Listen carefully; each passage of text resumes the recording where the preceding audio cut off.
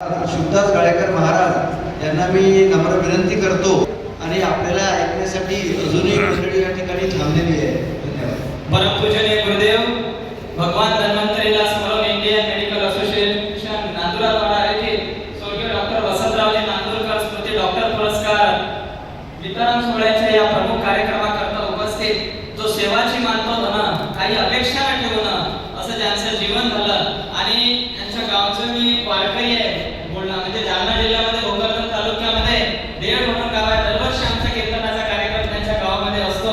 त्याच गावचं व्यक्तिमत्व आहे म्हणजे व्यक्तीहून जगण्यापेक्षा व्यक्तिमत्व होऊन जगणं महत्त्वाचं असते ते आणि ज्यांची सेवा जी मानतो धन असे परम आदरणीय या ठिकाणी उपस्थित असलेले पद्मश्री डॉक्टर हिम्मतरावजी बाविस्कर साहेब ज्यांनी आताच आपल्याला मार्गदर्शन केलं. आदरणीय राजुरे साहेब असतील, आमचे विश्वासामध्ये देशमुख दादा असतील, त्यांनी आपल्या भेटीचा योग आणून दिला. आमचे परम आदरणीय डॉक्टर नितीनजी नांदुरकर साहेब असतील, आमचे नवनीत साहेब असतील, आमचे खान साहेब असतील, ही सर्व गोटी साहेब असतील, ही सर्व कार्यकर्ता मंडळी भेटीचा योग आणून दिला.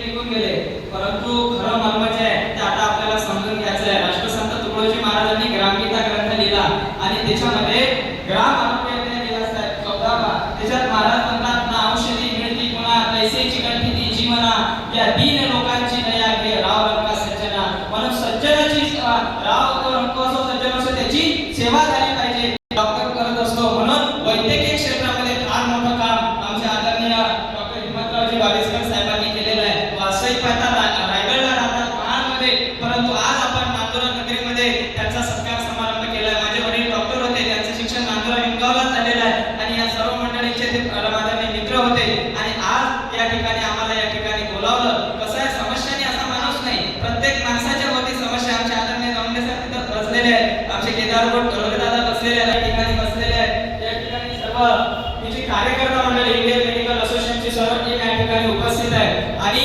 वास्तविक पाहता लोक जरी कमी असले तरी एका हजाराचा एक माणूस आहे या ठिकाणी बसलेला आणि खरा मानव का धर्म क्या है आम्ही देशासाठी जगू लढू सर्व करू.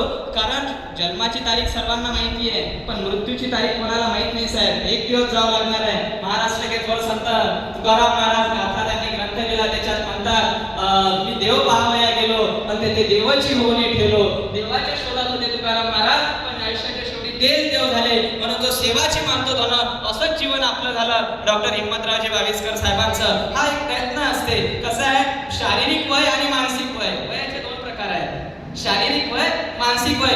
एक माणूस 80 वर्षाचा झाला परंतु समाजात जगाव कसं वागाव कसं काम काय करा हे सुद्धा अजून कळत नाहीये. काय काय किती वर्ष जगला म्हणजे कसं काय म्हणजे माणूस किती जगला याला महत्व नाही, कसा जगला याला महत्व असते. एक आहे मानसिक वय आणि एक शारीरिक वय आणि एक कसे असते शारीरिक समस्या एक मानसिक समस्या. शारीरिक समस्येचं निराकरण डॉक्टर मंडळी करत असतात, मानसिक समस्येचं निराकरण तेवढा करता कसं होते पत्र लिहिलं पण पत्ता लिहिला नाही, प्रपंच केला पण परमार्थ केला नाही, अध्यात्म केला पण विज्ञान समजून घेतलं नाही. म्हणून तेवढा करता राष्ट्रसंत तुकडोजी महाराज आले आणि त्यांनी म्हटलं अध्यात्म और विज्ञान के सहयोग से सब सुखी सहयोग समता से सृष्टि करे हम स्वर्ग की. आज माझे 4 कार्यक्रम होते गोटीचे, हा तिसरा कार्यक्रम अजून 14 बाकी आहे परंतु फोन चालू होते म्हटलं भागून घ्या कारण मला अमृताचे बोल या ठिकाणी मिळत होते. हा जो सगळं या ठिकाणी मान्यवरांचे जे भाषण आपण ऐकत होते अमृताचा पाऊस होता, मोत्याचा पाऊस होता. या ठिकाणी सुंदर असं मार्गदर्शन वेद प्रकाशजी मिश्रा साहेबांनी केलं. त्यांच्या नावातच वेदही आहे प्रकाशही आहे सर्व आहे. मूळ ग्रंथ झाला आपल्या हिंदुस्थानचा वेद, वेदानंतर आला उपनिषद, मग आली भगवद्गीता, मग आली ज्ञानेश्वरी, मग आली गाथा, मग आली ग्रामगीता. गावागावासी जागवा भेदभाव समोर मिटवा उजळा ग्रामोन्नतीचा दिवा तुकडा म्हणे अरे तुझं गावच नाही का तीर्थ.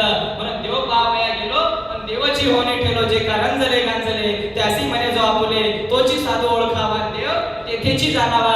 आदरणीय या ठिकाणी हिम्मतरावजी बाविस्कर साहेबांनी एक काम केलं आहे, कर्म करावयाची मान सत्ता ती असे या जीवाच्या हातात आणि आपल्या भाग्याचा विधाता आपणची आहे हे आपण या ठिकाणी सिद्ध करून दाखवलेलं आहे. आणि बाबा समस्याने असा माणूस नाही, प्रत्येक माणसाच्या भोवती समस्या आहे. एक माणूस साधू महाराजकडे गेला, झालं म्हणते 3 मिनिट राहिले. साधू महाराजकडे गेला आणि म्हटलं साधू महाराज जीवनात समस्या कटकटीच कटकटी सुखाचा मंत्र द्यावं. बरं मार्केटमध्ये गेलो आपण 3 किलो सूप द्या, 2.5 किलो शांती द्या, 5 किलो समाधान द्या. गोटी साहेब भेटू शकते का? सुख नाही भेटू शकत, शांती नाही विकत भेटू शकत, समाधान नाही भेटू शकत. का मग हे पाहिजे आहे सगळी धडपड त्याच्यासाठीच चालू आहे.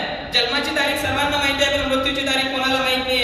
जाणारा सगळं आयुष्य खातो काळ सावधान सावधान त्याचा इशारा दिलाय. परंतु जन्माला असो पण मृत्यूच्या क्षणापर्यंत या मानवी जीवनाच्या हातून कोणकोणते काम घडावे, क्षेत्र कोणतंही असो. अबा राष्ट्रसंत तुकडोजी महाराज गाडगे महाराज असे संत झाले, त्यांनी सांगितलं तुम्ही आपापला आपली आपली देवता घर में पूजी जाए पर सब मिलकर करे प्रार्थना सब में आदर लाए. हा महाराजांचा विचार जो ज्या धंद्याचा, जो ज्या उद्योगाचा, जो ज्या नोकरीचा असेल तो तरी इमानदारीने करणे, तोच त्याचा धर्म आहे, तोच त्याचा मोक्ष आहे. हे सांगण्याकरता गाडगे महाराज तुकडोजी महाराज आले होते.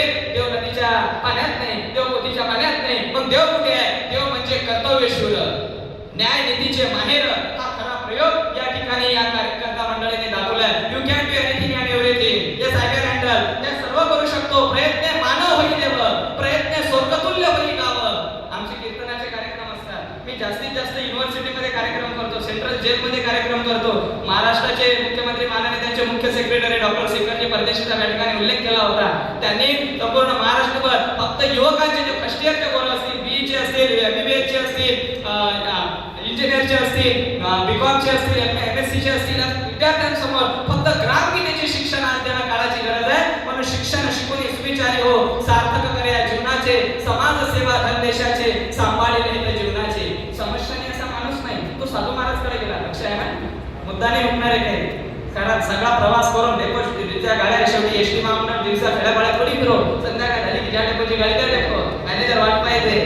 तसा त्याच्या कार्यक्रमाला कायदा आहे. इंडियन मेडिकल असोसिएशनच्या द्वारा या ठिकाणी पुरस्कार विधानाचा जो कार्यक्रम केलाय, आपण जे सर्व मंडळी या ठिकाणी क्षेत्र प्रत्येकाचे वेगवेगळं असेल, एकत्र आलेला समस्याने असा माणूस नाही.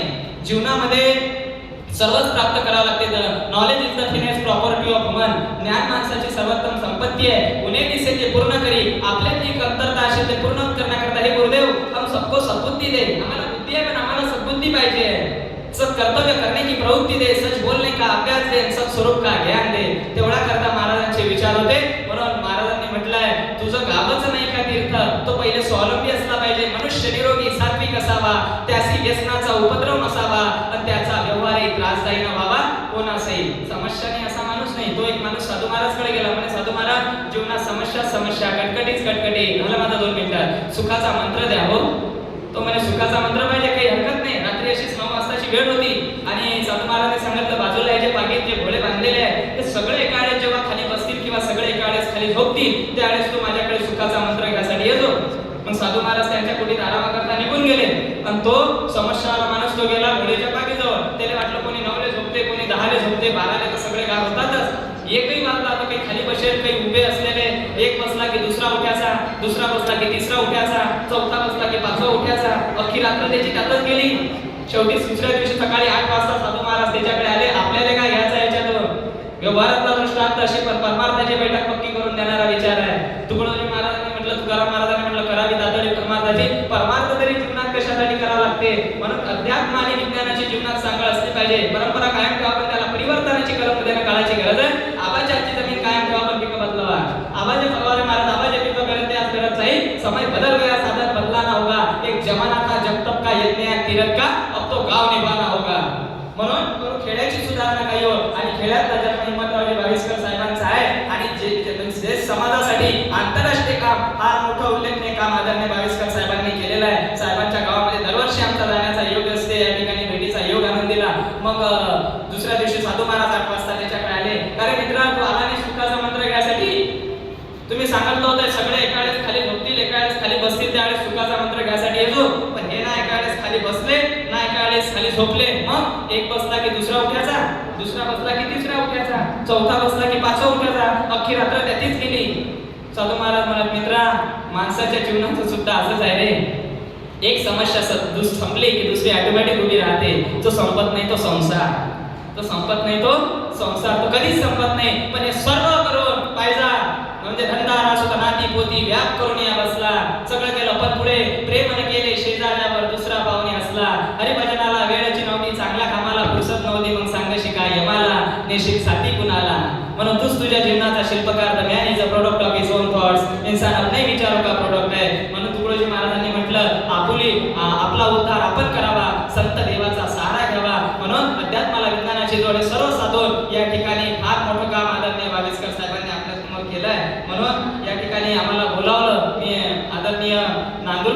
बाबांचे दादांचे या ठिकाणी आभार मानतो, कारण जीवनामध्ये सहज प्राप्त होईल अशी कोणती सात्विक गोष्ट या जगामध्ये नाही आहे. पाणी के लिए तो कुछ खोना पडता, ही जी मंडळी आली जीवनामध्ये कोणती मोठी गोष्ट त्यागाशिवाय सिद्ध होत नाही, कारण याच्यासाठी वेळ लागत असतो. म्हणून या ठिकाणी सर्व मंडळींनी प्रयत्न करून जीवनामध्ये आपण सर्व जे यशस्वी झालेलो आहोत, वैद्यकीय क्षेत्रातले फार मोठी मोठी तज्ञ मंडळी या ठिकाणी आल्या.